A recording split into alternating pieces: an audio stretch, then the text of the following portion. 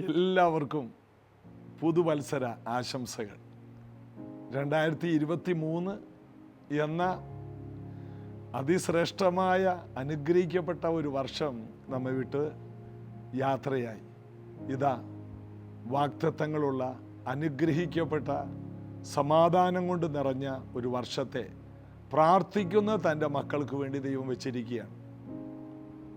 ദൈവത്തെ സേവിക്കുന്നവരും ദൈവത്തെ സേവിക്കാത്തവരും തമ്മിൽ വ്യത്യാസമുണ്ട്.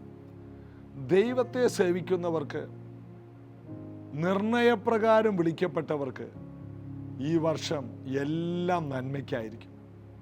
എന്നാൽ ദൈവത്തെ സേവിക്കാത്തവർക്ക്, ദൈവത്തിൻ്റെ പദ്ധതിയിൽ നടക്കാത്തവർക്ക് ഈ വർഷം നന്മയാകണമെന്നില്ല. അതായത് ഓരോ വർഷവും ഓരോ ദിവസവും ഓരോ ആയുസ്സും അനുഗ്രഹമാകുന്നത് ദൈവത്തിൻ്റെ വഴിയിൽ നടക്കുന്നവർക്കാണ്. ദാവീദ് ദൈവത്തിൻ്റെ വഴികളിൽ നടന്നു ദൈവത്തിൻ്റെ ഹൃദയപ്രകാരമുള്ളവനായി തീർന്നു. അതുകൊണ്ട് അവൻ്റെ തലമുറകളിലേക്ക് പോലും ദൈവം അനുഗ്രഹം കൽപ്പിച്ചാക്കി.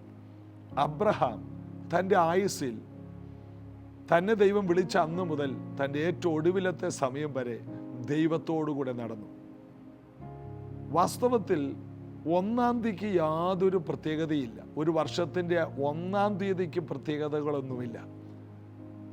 പ്രത്യേകത ഒറ്റ കാര്യത്തിലേ ഉള്ളൂ: ഒരുവൻ ദൈവത്തിൻ്റെ വഴിയിൽ നടക്കുന്നുണ്ടോ എന്നുള്ളതാണ്.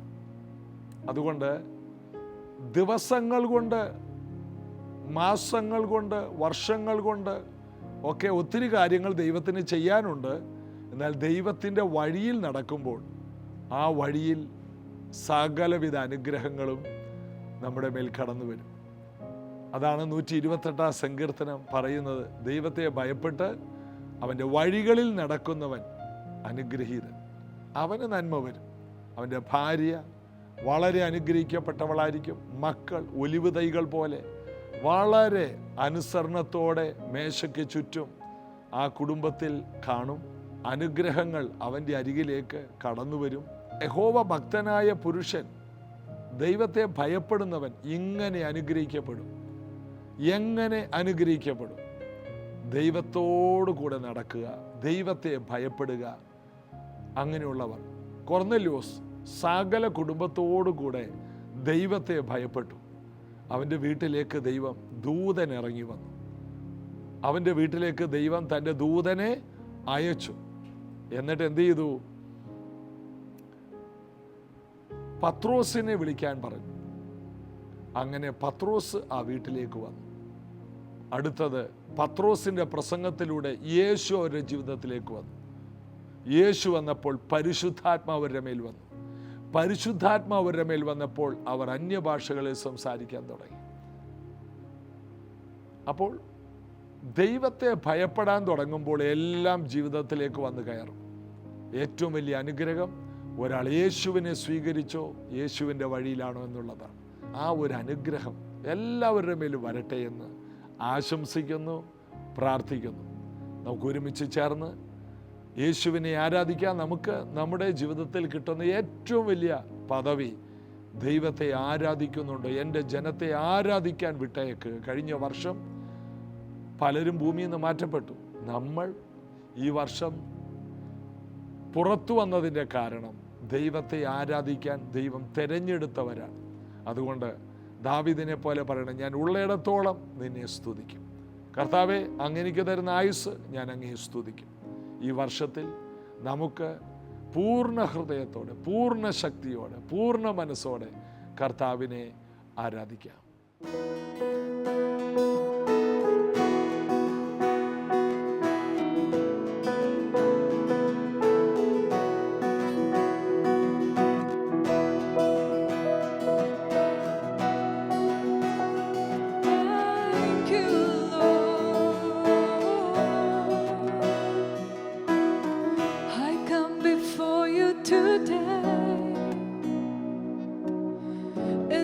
Just one thing that I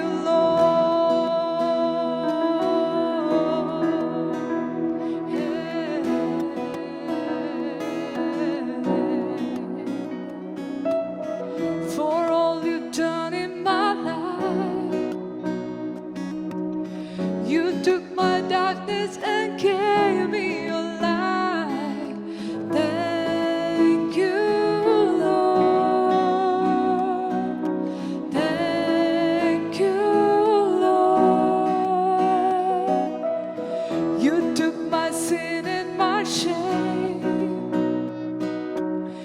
You took my sickness and healed all my pain. Thank you, Lord. Thank you, Lord. With a grateful heart, with a song of praise, with an outstretched arm, I'll bless your name. Thank you, Lord. I just want to thank you, Lord. Thank you, Lord. I just want to thank you, Lord. Thank you. Thank you, Lord. I just want to thank you, Lord.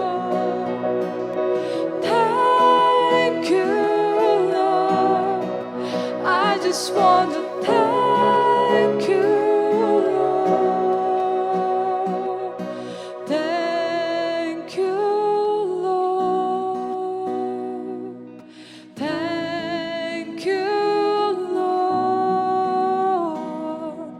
Thank you, Lord. Thank you, Lord. With a grateful heart, with a song of praise, with an outstretched arm, I'll bless your name. Thank you, Lord. I just want to thank you, Lord. Thank you, Lord. I just want to thank you, Lord. Thank you. Thank you, Lord. I just want to thank you, Lord. Thank you, Lord. I just want to thank you, Lord. Thank you, Lord.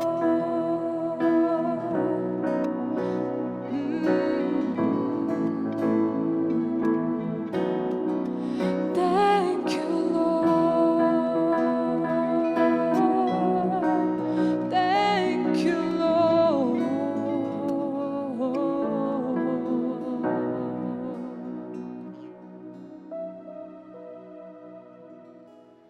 ഇന്ന് നമ്മൾ വായിക്കുന്നത്, ധ്യാനിക്കുന്നത് യെശയ്യാവ് 53-ാം അധ്യായം. അതെങ്ങനെയാണ് തുടങ്ങുന്നത്? ഞങ്ങൾ കേൾപ്പിച്ചത് R വിശ്വസിച്ചിരിക്കുന്നു? യഹോവയുടെ ഭുജം ആർക്ക് വെളിപ്പെട്ടിരിക്കുന്നു? വേദപുസ്തകം മുഴുവനും ദൈവത്തെ വിശ്വസിക്കുവാനുള്ള വിശ്വാസമാണ് നമുക്ക് നൽകുന്നത്. യെശയ്യാ പ്രവാചകനിലൂടെ കർത്താവ് എടുത്തു പറയുന്നു, ഇവരെല്ലാം കേൾപ്പിച്ചത് എത്ര പേർ വിശ്വസിച്ചു? റോമാലേഖനം 10:17 പറയുന്നു, ആകയാൽ വിശ്വാസം കേൾവിയാലും കേൾവി ക്രിസ്തുവിൻ്റെ വചനത്താലും വരുന്നു. നാം വായിക്കുന്ന ഓരോ ഭാഗത്തു നിന്നും നമ്മൾക്ക് വിശ്വാസം ഉണ്ടാകുന്നില്ലെങ്കിൽ നാം തലച്ചോറുകൊണ്ടാണ്, സാധാരണ ഒരു പുസ്തകം പോലെയാണ് ബൈബിൾ വായിക്കുന്നത്. എന്നാൽ നമ്മൾ വായിക്കുന്ന പുസ്തകം വിശുദ്ധ വേദപുസ്തകമാണെങ്കിൽ അത് ബുദ്ധി കൊണ്ട് വായിക്കരുത്, അത് പരിശുദ്ധാത്മാവിൻ്റെ സഹായത്തിൽ അത് വായിക്കണം. അതുകൊണ്ട് ഇങ്ങനെ പ്രാർത്ഥിക്കണം, പ്രിയ പരിശുദ്ധാത്മാവേ, അങ്ങയാൽ എഴുതപ്പെട്ട ഈ പുസ്തകം അങ്ങയുടെ ജ്ഞാനത്താൽ ഗ്രഹിക്കാൻ എന്നെ സഹായിക്കണേ എന്ന് പറഞ്ഞിട്ട് നിങ്ങൾ ഓരോ ചാപ്റ്ററും വളരെ പ്രാർത്ഥനയോടെ വായിക്കുമെങ്കിൽ അതിനകത്ത് നിധിയുണ്ട്. വെള്ളിയെപ്പോലെ അന്വേഷിച്ച് നിക്ഷേപങ്ങളെപ്പോലെ തിരയണം എന്നാണ് സദൃശവാക്യം 4, 5, 6 അധ്യായങ്ങളിലെല്ലാം ജ്ഞാനത്തെക്കുറിച്ച് പറയുമ്പോൾ സദൃശവാക്യം പ്രത്യേകിച്ച് ജ്ഞാനം സമ്പാദിക്കുക, ജ്ഞാനം തന്നെ പ്രധാനം എന്ന് പറയുന്നു. അപ്പോൾ ദൈവിക ജ്ഞാനമുണ്ടെങ്കിൽ വേദപുസ്തകത്തിൻ്റെ ജ്ഞാനമുണ്ടെങ്കിൽ നമ്മുടെ വീട് അനുഗ്രഹമായി മാറും. നമ്മുടെ കുഞ്ഞുങ്ങളെ എങ്ങനെ വളർത്തണം, നമ്മുടെ കുടുംബജീവിതം എങ്ങനെ കൊണ്ടുപോകണം, നമ്മുടെ പണം എങ്ങനെ ചെലവഴിക്കണം, എല്ലാം വേദപുസ്തകം നമ്മെ പഠിപ്പിക്കുന്നു. ഒരു വ്യക്തി എങ്ങനെ ആയിരിക്കണം, ആരോഗ്യം എങ്ങനെ സൂക്ഷിക്കണം, ദുഷ്ടന്മാരുമായിട്ടുള്ള ബന്ധം എങ്ങനെയാണ്, പാപികളുടെ വഴിയിൽ നിൽക്കണോ വേണ്ടയോ, പരിഹാസികളുടെ ഇരിപ്പിടത്തിൽ ഇരിക്കാമോ, എല്ലാ ചോദ്യത്തിനും വചനത്തിൽ നിന്ന് നമുക്ക് മറുപടിയുണ്ട്. അതുകൊണ്ട് ഞങ്ങൾ കേൾപ്പിച്ചത് ആർ വിശ്വസിച്ചിരിക്കുന്നു? കർത്താവ് നമ്മെ കേൾപ്പിച്ചത് ആർക്ക് വിശ്വസിക്കാൻ കഴിഞ്ഞു? ഇന്ന് ഭൂമിയിൽ എല്ലാവരും തന്നെ ബൈബിൾ വായിക്കുന്നുണ്ട്, നിരീശ്വരവാദികൾ വായിക്കുന്നുണ്ട്. എന്തിനാണ്? ദൈവമില്ലെന്ന് തെളിയിക്കാൻ. ഇതിനകത്തെ വൈരുദ്ധ്യങ്ങൾ വല്ലതും ഉണ്ടോ എന്ന് കണ്ടുപിടിച്ചിട്ട് അതിനെതിരെ പറയാനാണ്. ഈ യോന മത്സ്യത്തിൻ്റെ വയറ്റിൽ 3 ദിവസം ഇരുന്നു, അത് ചുമ്മാതാ എന്ന് പറയാൻ വേണ്ടി അത് വായിക്കുന്നു. മാത്രമല്ല സുവിശേഷ വിരോധികൾ ബൈബിൾ വായിക്കുന്നു. എന്തിനാണ്? സുവിശേഷത്തെ എങ്ങനെ കുരുക്കാം, സുവിശേഷത്തിലൂടെ വളരുന്ന ദൈവസഭകളെ എങ്ങനെ ഒതുക്കാം, അതിനുള്ള മാർഗങ്ങൾ ആരായാൻ അവർ ബൈബിൾ വായിക്കുന്നു. മറ്റു ചിലർ പണ്ട് ഒരു സിനിമ തന്നെ ഇറങ്ങി. എന്താണ്? ബൈബിളിലെ ഉത്തമഗീതത്തിൽ നിന്ന്. എന്തിനാണ്? അത് ഒരു സ്നേഹബന്ധത്തെ, ഈ ലോകത്തിലെ പ്രേമബന്ധങ്ങളെ ഒന്നും കൂടി ബലപ്പെടുത്താൻ വേണ്ടി അതിനകത്തെ വാക്യങ്ങൾ അങ്ങോട്ടും ഇങ്ങോട്ടും കാമുകനും കാമുകിയും തമ്മിൽ കൈമാറുന്നു. ഉത്തമഗീതം ഇത്രാം അധ്യായത്തിൻ്റെ ഇത്രാം വാക്യം, ഇത്രാം അധ്യായം. അപ്പോൾ അവരും ദൈവികമായ വഴിയിലല്ല ഇത് ഉപയോഗിച്ചത്. ഇങ്ങനെ ബൈബിൾ എല്ലാവരും വായിക്കുന്നുണ്ട്, എന്നാൽ എത്ര പേർക്ക് ഇത് വിശ്വാസമായി തീർന്നു? എബ്രായ ലേഖനം പറയുന്നു, കേട്ട വചനം അവർക്ക് വിശ്വാസമായി തീർന്നില്ല. എന്നാൽ ഇവിടെ നമ്മൾ വായിച്ചത്, ഞങ്ങൾ കേൾപ്പിച്ചത് ആർ വിശ്വസിച്ചിരിക്കുന്നു? യഹോവയുടെ ഭുജം ആർക്ക് വെളിപ്പെട്ടിരിക്കുന്നു? ദൈവവചനം നമ്മിൽ വിശ്വാസമായാൽ ഉടനെ ദൈവത്തിൻ്റെ കരം നമുക്ക് വെളിപ്പെടും. വിശ്വാസമുണ്ടായാൽ ഉടനെ ദൈവകരം കാണാൻ കഴിയും എന്നാണ് ഈ അധ്യായത്തിൻ്റെ തുടക്കത്തിൽ തന്നെ നാം കാണുന്ന. യഹോവയുടെ ഭുജം ആർക്ക് വെളിപ്പെട്ടു? ആര് വിശ്വസിക്കുന്നുവോ അവർക്ക് ദൈവത്തിൻ്റെ കരം കാണാൻ കഴിയും. പൗലോസ് അപ്പോസ്തലപ്രവൃത്തി 14-ാം അധ്യായത്തിൽ താൻ ഒരു വലിയ കൂട്ടത്തോട് പ്രസംഗിക്കുകയാണ്. അതിനകത്ത് ജന്മനാ നടക്കാത്ത ഒരു മുടന്തൻ, 40-ലധികം വയസ്സുള്ള ഒരുവൻ ഇരിപ്പുണ്ടായിരുന്നു. അവൻ ഇതുവരെ നടന്നിട്ടില്ല. എന്നാൽ പൗലോസ് പ്രസംഗിക്കുമ്പോൾ സൗഖ്യമാകാനുള്ള വിശ്വാസം അവനിലുണ്ടായി. അതിൻ്റെ അർത്ഥം അവൻ ശ്രദ്ധിക്കേണ്ടതുപോലെ ശ്രദ്ധിച്ചു. ഉടനെ ദൈവത്തിൻ്റെ കരം അവൻ്റെ മേൽ വെളിപ്പെട്ടു. അവനിൽ വിശ്വാസമുണ്ടെന്ന് കണ്ടിട്ട് പൗലോസ് പറഞ്ഞു, നീ കാലൂന്നി നിവർന്നു നിൽക്കുക. ഉടനെ അവൻ ചാടി എഴുന്നേറ്റു. അതായത് പൗലോസ് പ്രസംഗിച്ചത് അവന് വിശ്വാസമായി തീർന്നു. 1000 അവിടെ ഉണ്ടായിരുന്നു, എന്നാൽ എല്ലാവർക്കും ഇത് വിശ്വാസമായില്ല. യേശു തന്നെ പറഞ്ഞു, വിതയ്ക്കുന്നവൻ വചനം വിതയ്ക്കാൻ പുറപ്പെട്ടു. പാറസ്ഥലത്തും വഴിയറമ്പത്തും മുള്ളിനിടയിലും പലതും വീണു. അതൊന്നും വേണ്ട രീതിയിൽ ഫലം കായ്ച്ചില്ല, ഫലം കൊടുത്തില്ല. എന്താണ്? നല്ല നിലത്ത് വീണത് 100 മേനി വിളവുണ്ടാക്കി. അതായത് ദൈവവചനം ഹൃദയത്തിൽ സംഗ്രഹിച്ച വ്യക്തിക്ക്, പൂർണ്ണ ഹൃദയത്തോടെ ഏറ്റെടുത്ത വ്യക്തിക്ക് 100 മേനി വിളവുണ്ടായി. അത്ഭുതങ്ങളും അടയാളങ്ങളും വിടുതലുകളും ആ വ്യക്തിയിൽ ഉണ്ടായി എന്ന് തന്നെയാണ് അതിൻ്റെ അർത്ഥം. ഉദാഹരണമാണ് പത്രോസ്, ഉദാഹരണമാണ് യോഹന്നാൻ, യാക്കോബ്, ഉദാഹരണമാണ് മത്തായി എന്ന ചുങ്കക്കാരൻ. ഇവരെല്ലാം ശക്തന്മാരായ അപ്പോസ്തലന്മാരായി 100 മേനി വിളവ് കൊണ്ടുവന്നു.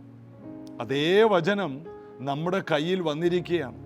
ആ കാലത്ത് വേദപുസ്തകം 66 പുസ്തകങ്ങളായി ഒന്നിച്ച് ഒരു പുസ്തകമായി ആർക്കും ഇല്ലായിരുന്നു.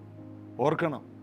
അല്ലെങ്കിൽ ഉൽപ്പത്തി തൊട്ട് മലാക്കി വരെയുള്ള 39 പുസ്തകം ഒരുമിച്ച് ഈ പത്രോസിനോ യോഹന്നാനോ കിട്ടിയില്ല.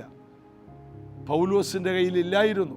ഇതെല്ലാം ഒരു തുകൽ ചുരുളായി, ചർമ്മലിഖിതങ്ങളായി, ചില പേജുകൾ മാത്രം അവരുടെ കയ്യിലുണ്ടായിരുന്നുള്ളൂ. എന്നാൽ കേട്ട വചനം, വായിച്ചത് അവർക്ക് ഉപകാരമായി തീർന്നു. ഇന്ന് ഈ 2024 ജീവിക്കുന്ന നാം ഏറ്റവും അനുഗ്രഹിക്കപ്പെട്ടവരാണ്. അതായത് യേശു വായിച്ച 39 പുസ്തകങ്ങളും യേശു മുതൽ അപ്പോസ്തലന്മാർ വരെ ജീവിച്ചതും ഉപദേശങ്ങളും അനുഭവങ്ങളും അത്ഭുതങ്ങളും ചേർന്നത് 27 അധ്യായവും നമ്മുടെ കയ്യിൽ കിട്ടി. ഇതിനെ നാം വായിക്കണം. വായിക്കുന്നത് വിശ്വസിക്കാൻ വേണ്ടിയായിരിക്കണം. വിശ്വാസം വരും വരെ വായിക്കണം. 10 അധ്യായം വായിച്ചാൽ മതിയോ? പോരാ. 50 അധ്യായം വായിച്ചാൽ മതിയോ? പോരാ. എന്ത് ചെയ്യണം? വിശ്വാസം വരും വരെ വായിക്കണം. അതായത് പ്രാർത്ഥനയോടിരുന്നാൽ ആദ്യത്തെ അധ്യായത്തിൽ തന്നെ നമുക്ക് വിശ്വാസം ഉളവായി വരും. ഓരോ ദിവസത്തിൻ്റെയും വിശ്വാസം നമ്മൾ പ്രാപിച്ചെടുക്കണം. ഓരോ ദിവസവും പ്രഭാതത്തിൽ എഴുന്നേൽക്കുമ്പോൾ വേദപുസ്തകം വായിക്കണം. അന്ന് മുന്നോട്ട് പോകാനുള്ള വിശ്വാസം, അന്ന് എഴുന്നേറ്റ് നടക്കാനുള്ള വിശ്വാസം, അന്ന് തുള്ളിച്ചാടാനുള്ള വിശ്വാസം, അന്ന് ശക്തിപ്പെടാനുള്ള വിശ്വാസം, അന്ന് മാനസാന്തരപ്പെടാനുള്ള വിശ്വാസം, അന്ന് നിറയാനുള്ള വിശ്വാസം, അന്ന് ധൈര്യപ്പെടാനുള്ള വിശ്വാസം അന്നത്തെ ദിവസം നാം പ്രാപിക്കണം. അതായത് 10 അധ്യായമല്ല വായിക്കേണ്ടത്, 1 അധ്യായമല്ല വായിക്കേണ്ടത്, 100 അധ്യായവുമല്ല വായിക്കുന്നത്. പിന്നെയോ 1 അധ്യായം വായിച്ചാലും അതിൽ നിന്ന് വിശ്വാസത്തെ നാം പ്രാപിച്ചെടുക്കണം. ഞാൻ ഉറപ്പോടെ വിശ്വസിക്കുന്നു, ഈ പുതിയ വർഷം, ഈ 1-ാം തീയതി നിങ്ങളുടെ ജീവിതത്തിൽ ഈ സത്യം നിങ്ങളെ മാറ്റിമറിക്കും. നിങ്ങൾ ഒരു പുതിയ ചരിത്രം ചമയ്ക്കും. ഇന്ന് മുതൽ നിങ്ങൾ ഞാൻ ഇത്ര അധ്യായം വായിക്കും എന്നല്ല എഴുതി വെക്കേണ്ടത്. ഞാൻ എൻ്റെ വിശ്വാസത്തെ നിറയ്ക്കും വരെ, എൻ്റെ വിശ്വാസം ജ്വലിക്കും വരെ ഞാൻ വായിച്ചുകൊണ്ടേയിരിക്കും. ഒരു നോട്ട്ബുക്കും ഒരു പേനായും തുറന്ന ബൈബിളുമായി നിങ്ങൾ നിങ്ങളുടെ ജീവിതം ഓരോ ദിവസവും ആരംഭിക്കുമെങ്കിൽ, നിങ്ങളുടെ വെറുതെ പോകുന്ന ഇടവേളകൾ നിങ്ങൾ ഉപയോഗിക്കുമെങ്കിൽ, ഒരു തുറന്ന പുസ്തകം നിങ്ങളുടെ വീട്ടിൽ എന്നും ഉണ്ടാകുമെങ്കിൽ, നിങ്ങൾ ആ പേജുകൾ ഓരോ നിമിഷവും ധ്യാനത്തോടെ മറിക്കുമെങ്കിൽ, അതിൽ അടയാളപ്പെടുത്തുമെങ്കിൽ, അതിൽ നിന്ന് കിട്ടുന്ന പ്രബോധനങ്ങളും പ്രചോദനങ്ങളും നിങ്ങൾ കുറിച്ചു വെക്കുമെങ്കിൽ, നിങ്ങളെപ്പോലൊരു അത്ഭുത മനുഷ്യൻ ഭൂമിയിൽ വേറെ ആരും ഉണ്ടാകത്തില്ല എന്ന് ഉറപ്പായി ഞാൻ നിങ്ങൾക്ക് വാക്ക് തരുന്നു.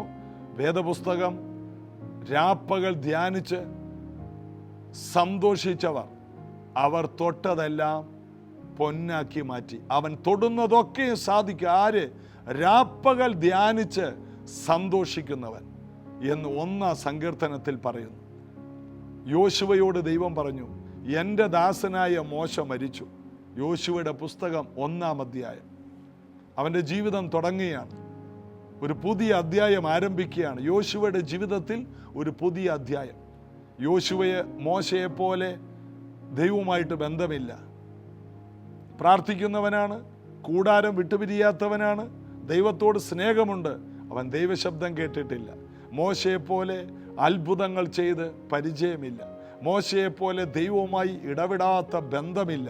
ഒരു പുതിയ ആരംഭം യോശുവയ്ക്ക് വരികയാണ്. ഒറ്റ കാര്യമാണ് ദൈവം യോശുവയോട് പറഞ്ഞത്, മോശയോട് കൂടെ ഇരുന്നത് പോലെ ഞാൻ നിൻ്റെ കൂടെ ഇരിക്കാം. ഒരു കാര്യം നീ ചെയ്താൽ മതി, ഒറ്റ കാര്യം. നീ രാപ്പകൽ എൻ്റെ വചനം ധ്യാനിക്കുമെങ്കിൽ നിന്റെ ജീവകാലത്താരും നിന്റെ നേരെ നിൽക്കില്ല.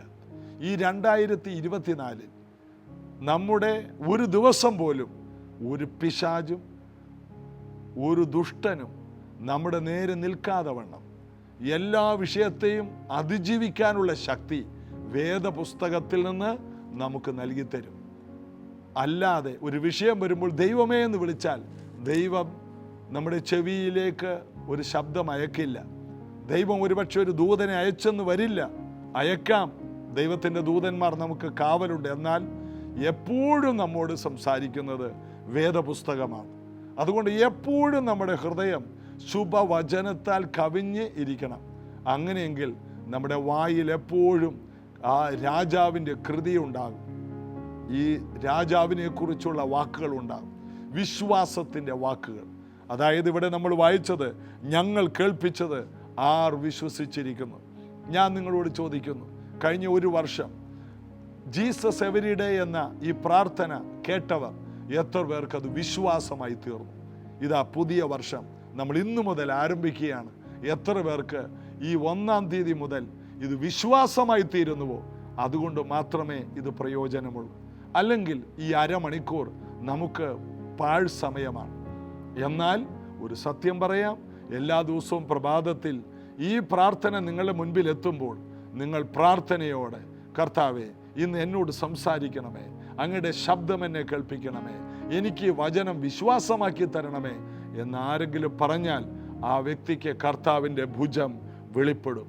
ഞങ്ങൾ കേൾപ്പിച്ചത് ആർ വിശ്വസിച്ചിരിക്കുന്നു, കർത്താവിൻ്റെ ഭുജം ആർക്ക് വെളിപ്പെട്ടിരിക്കുന്നു. കർത്താവിൻ്റെ കരം വെളിപ്പെടും, വിശ്വസിക്കുന്നവന് വെളിപ്പെടും. കർമ്മേൽ മലയിൽ ഇരുന്ന് പ്രാർത്ഥിക്കുന്ന, മടുത്തു പോകാതെ പ്രാർത്ഥിക്കുന്ന ഏലിയാവിനെ നമുക്ക് കാണാം. വചനത്തിൽ നിറഞ്ഞു നിൽക്കുന്ന ഒരു ഏലിയാവാണ്. ദൈവത്തെ വിശ്വസിക്കുന്ന ഒരു ഏലിയാവാണ്. വിശ്വസിക്കാത്ത ഒരുത്തനും പ്രാർത്ഥനയിൽ തുടരാൻ കഴിയില്ല. എന്നാൽ ഏലിയാവിനെ പഠിക്കുമ്പോൾ നീതിമാന്റെ ശ്രദ്ധയേറിയ പ്രാർത്ഥന വളരെ ഫലിക്കുന്നു. അതിൻ്റെ അർത്ഥം പ്രാർത്ഥനയിൽ മടുപ്പില്ല. കെര്യത്തിൽ ഒളിച്ചിരുന്ന് പ്രാർത്ഥിക്കുന്നു, വിധവയുടെ വീട്ടിലിരുന്ന് പ്രാർത്ഥിക്കുന്നു. ദൈവം അവനെ പോറ്റി പുലർത്തുന്നു. മരിച്ചാൽ മതി ദൈവമേ എന്ന് പറഞ്ഞ് ഇസബേലിൻ്റെ ഭീഷണിയിൽ പേടിച്ച് മരിക്കാൻ വേണ്ടി പോലും പ്രാർത്ഥിച്ചു. അവിടെയും ദൂതൻ ഇറങ്ങി വന്ന് അപ്പവും വെള്ളവും കൊടുക്കുന്നു. എവിടെയും തൻ്റെ പ്രാർത്ഥന നമുക്ക് കാണാം. എന്നാൽ ഏലിയാവിനെ ദൈവം പോഷിപ്പിക്കുന്നു, പോറ്റുന്നു, പുലർത്തുന്നു, ധൈര്യപ്പെടുത്തുന്നു, ശക്തീകരിക്കുന്നു, വേല തികയ്ക്കാൻ സഹായിക്കുന്നു, ചുഴലിക്കാറ്റിൽ എടുത്തുകൊണ്ടു പോകുന്നു. എത്ര മനോഹരമാണ് വിശ്വാസ ജീവിതം. വിശ്വാസ വീരന്മാരെ ദൈവം പോറ്റി പുലർത്തും. ഏലിയാവിനെ കുറിച്ച് എബ്രായലേഖനം 11 രേഖപ്പെടുത്തിയിട്ടില്ല.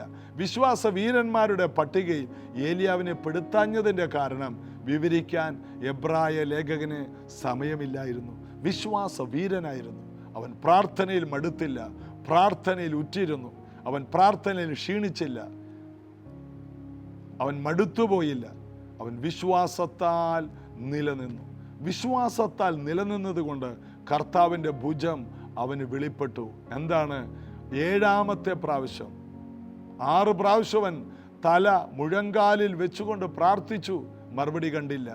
എന്നാൽ ഒരു ബാല്യക്കാരനോട് അവൻ പറഞ്ഞിരുന്നു, നീ കടലിലേക്ക് പോയി നോക്ക്.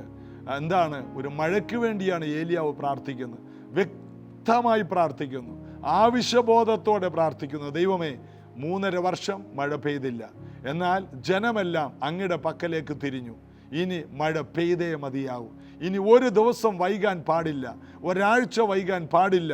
എനിക്കിപ്പോൾ മഴ കാണണം. അധികാരത്തോടെ പ്രാർത്ഥന, വിശ്വാസത്തോടെ പ്രാർത്ഥന.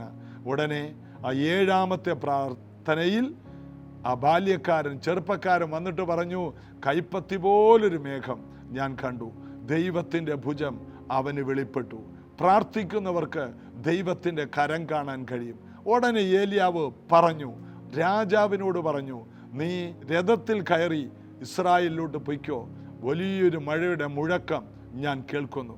ചെറിയ കരം കണ്ടാൽ മതി, അതൊരു വലിയ നാടിനെ അനുഗ്രഹിക്കുന്ന അനുഗ്രഹമാണെന്ന് ഏലിയാവിനറിയാം.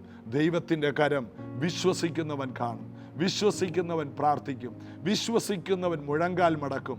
കർത്താവിനെ വിശ്വസിക്കുന്നവരെ നിങ്ങളുടെ പ്രാർത്ഥനാ ജീവിതം അതിശക്തവും അചഞ്ചലവും നിലനിൽക്കുന്നതും ധൈര്യമുള്ളതും പ്രതീക്ഷകളുള്ളതും മറുപടി പ്രാപിക്കുന്നതും ആയി തീരട്ടെ. കർത്താവിൻ്റെ വലിയ കരം ഈ പുതിയ വർഷം 2024 മുഴുവനും എല്ലാ ദിവസവും നമുക്ക് കാണാം. തുറന്ന ഒരു ബൈബിളോടുകൂടി നമുക്ക് ദൈവസന്നിധിയിലിരിക്കാം.